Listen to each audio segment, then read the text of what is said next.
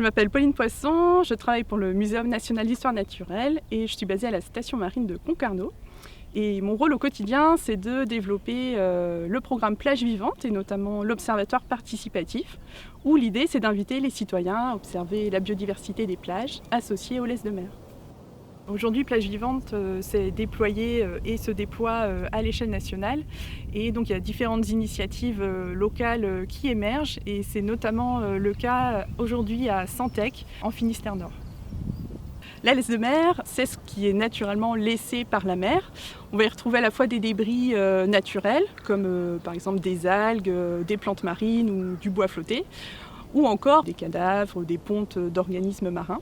Et donc cet écosystème vraiment à l'interface terre-mer abrite des espèces qu'on ne retrouve pas forcément ailleurs. Et certaines espèces sont vraiment inféodées à cet écosystème et ont besoin de cette laisse de mer pour vivre. La laisse de mer, on l'étudie parce qu'on espère en faire un indicateur de l'état des écosystèmes marins. Et en 5 ans, on a récolté déjà pas mal de données qui nous ont permis de faire tourner les premières analyses. Le protocole, il se déroule en plusieurs étapes. On va réaliser donc 5 quadras qui font 1 mètre carré et dans laquelle on va déjà trier nos algues par forme et par couleur, puis les identifier à l'aide d'une clé d'identification qu'on met à disposition de tous, et ensuite les quantifier à l'aide d'un indice d'abondance. La dernière étape, ça va être d'envoyer les observations à l'équipe Plage Vivante pour qu'on puisse analyser toutes les données récoltées à l'échelle nationale. On peut compter son âge en fonction des flotteurs. Ah ouais? Pas touché.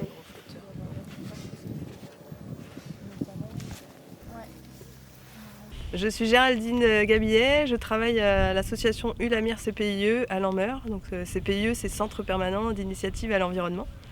Et je suis chargée de mission environnement. Ma première rencontre avec la laisse de mer et le projet Plage Vivante, je me suis dit waouh, il y a beaucoup d'algues.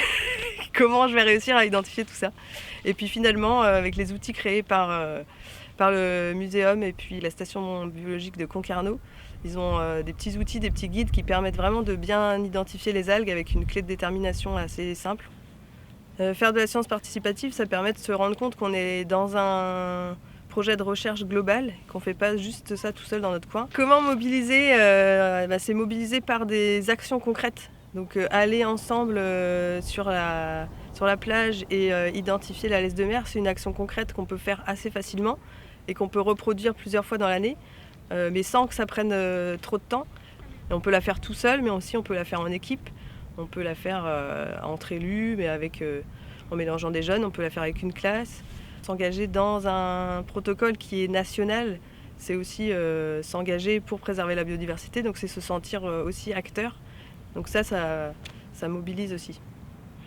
Je m'appelle Philippe Porel, je suis élu depuis 2014 donc à Santec et je suis adjoint au maire avec tout un tas de petites anecdotes évidemment. Hein, le monsieur qui me téléphone là il y a 2 ans parce que il fallait absolument nettoyer le haut de la plage parce qu'il y avait des mauvaises herbes qui empêchaient la maman qui avait 80 ans, qui avait toujours mis sa serviette là, et qui ne pouvait plus le faire puisqu'il y avait ces mauvaises herbes, donc il fallait mettre le tractopelle sur la plage et tout enlever. J'ai évidemment dit que, 1, ce n'était pas des mauvaises herbes, 2, c'était des plantes qui contribuaient à maintenir la dune, et que la maman, il suffisait qu'elle pousse sa serviette de 5 mètres et elle pouvait faire sa bronzette tranquillement. Plage Vivante, moi je considère que c'est vraiment quelque chose de bien utile pour nous, hein, à notre niveau. Des gens qui font ensemble des choses utiles, ils apprennent aussi à vivre ensemble, à se respecter, à s'enrichir mutuellement, à se rendre compte que les différences permettent une montée en puissance de l'intelligence collective en fait, et qui ne peut déboucher que sur du bon pour une commune. Ça ne veut pas dire qu'on n'est pas intelligent actuellement, ça veut dire qu'on peut être encore plus intelligent.